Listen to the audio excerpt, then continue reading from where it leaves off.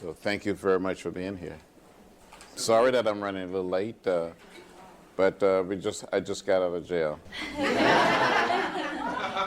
Just 7 of us were arrested at the Embassy of Sudan today, protesting what is going on there and trying to sensitize and educate more American people around the world and put pressure on our government to do more, and the United Nations and others, really, to stop the killing, the mass murder, the raping, and really put them out to genocide.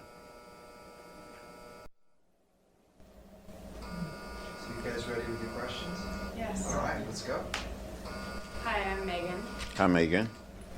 After Martin Luther King and Robert Kennedy were assassinated, you described yourself as sleepwalking through the following weeks, wondering if you could ever put belief and faith and trust into someone again. How did you recover from these 2 losses and remain able to love and believe? Well, after the assassination of Martin Luther King Jr. and Robert Kennedy, I did go through a period of not knowing the direction to go, of whether I should continue to be involved in public life. But I had what I call an executive session with myself. And every now and then you should talk to yourself, but just don't make it a habit of talking to yourself. And I said, I'm not going to become bitter. I'm not going to hate. I'm not going to get lost in the sea of despair. I would keep the faith and keep moving. And not too many days go by that I don't think of Martin Luther King Jr. and Robert Kennedy. And on many occasions when I speaking or trying to make a decision, I would say to myself, what would Dr. King, what would Robert Kennedy say? What would Martin Luther King do, or what would Robert Kennedy do? Yes, you do it. Given the complicated and dangerous situation in Iraq, what can the United States and other concerned nations do now to improve things?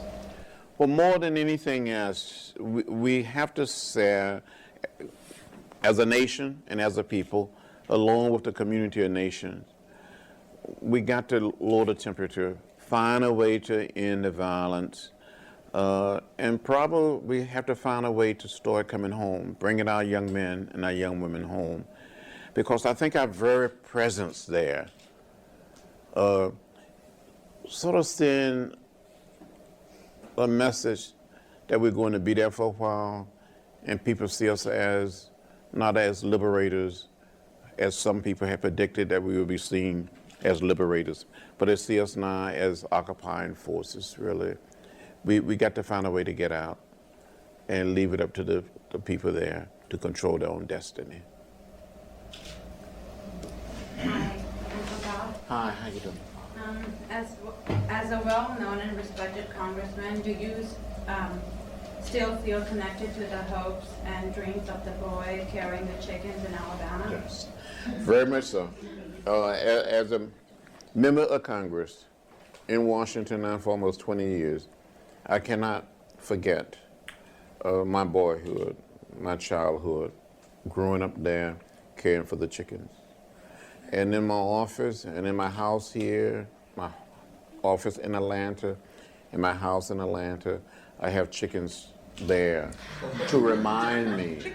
There's pictures and drawings of chickens. It's no way, it's true. It's no way that I can forget the hopes and dreams and aspirations of people, really, in spite of being in Congress.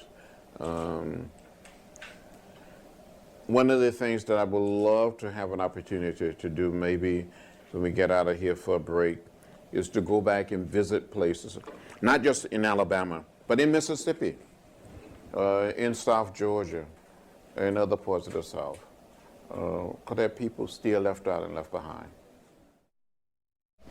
When has your belief in nonviolence been tested the most, and how did you respond?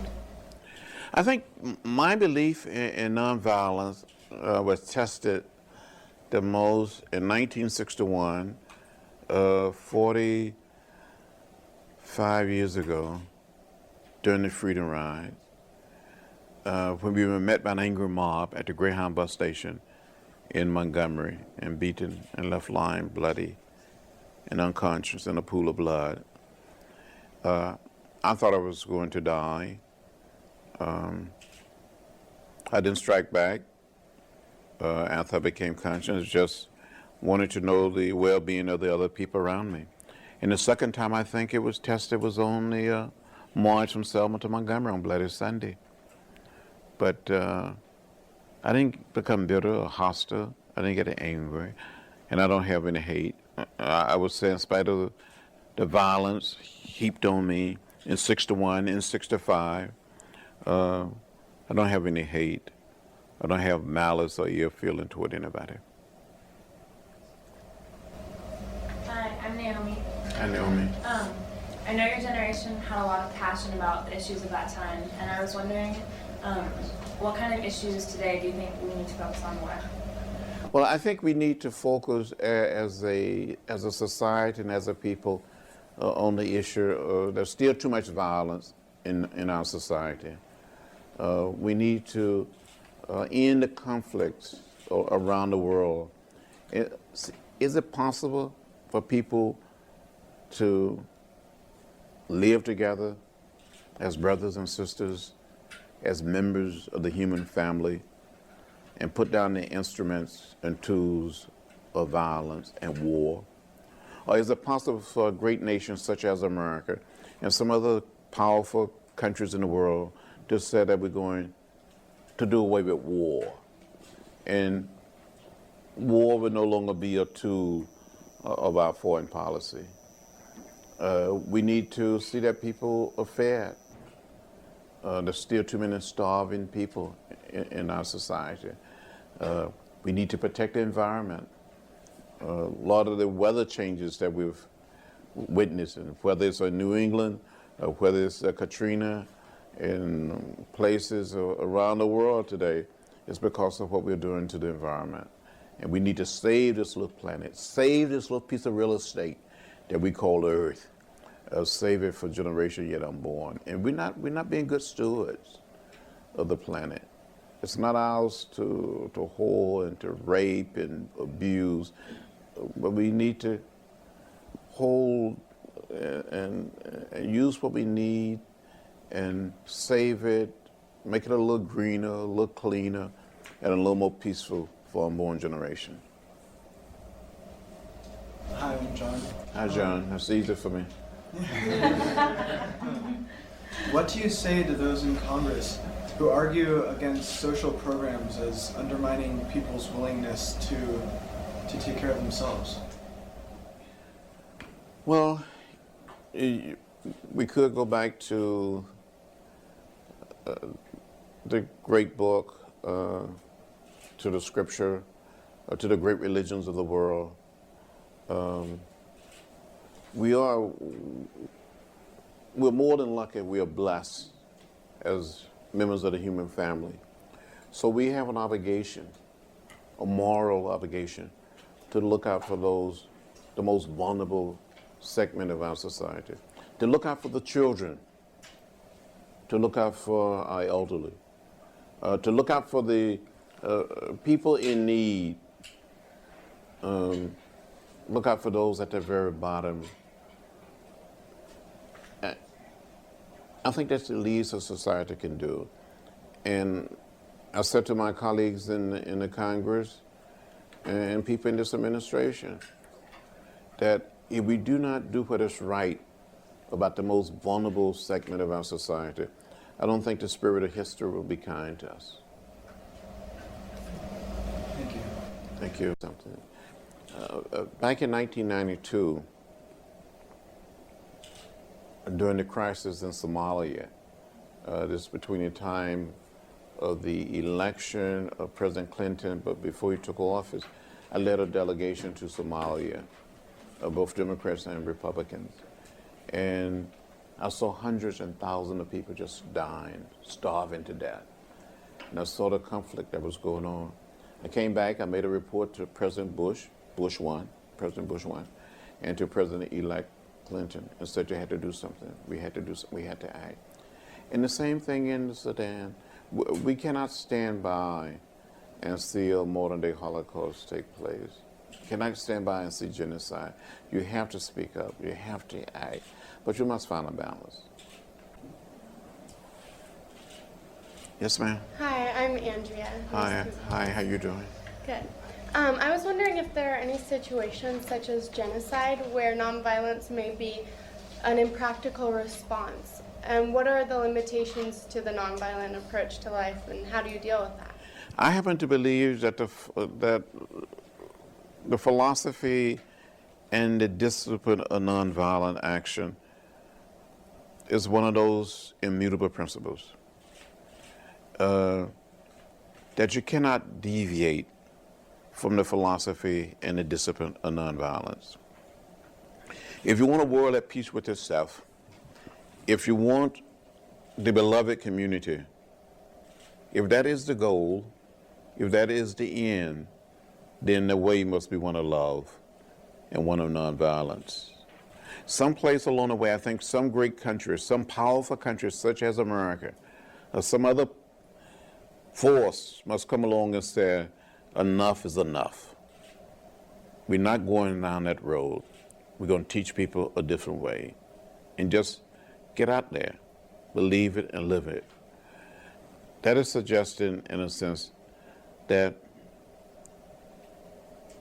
you believe that nonviolence, that the philosophy, the discipline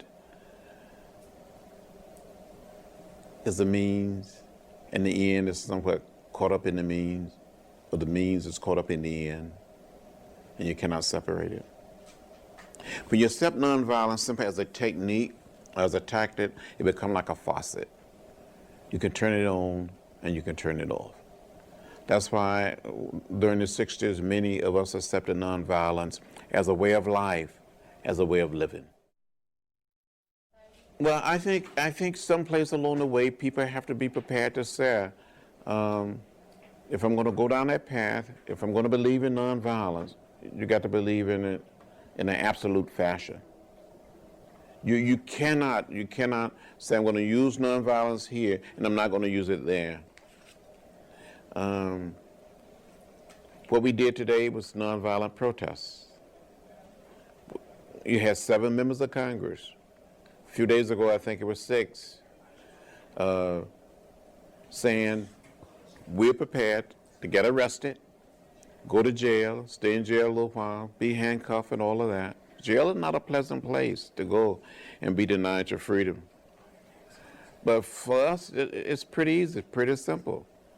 But for a lot of people, what they're suffering is much greater. So we use whatever we can, whatever nonviolent means and techniques and tactics, and the philosophy to dramatize the need to do something. So my name is Alyssa. Hi. Hi.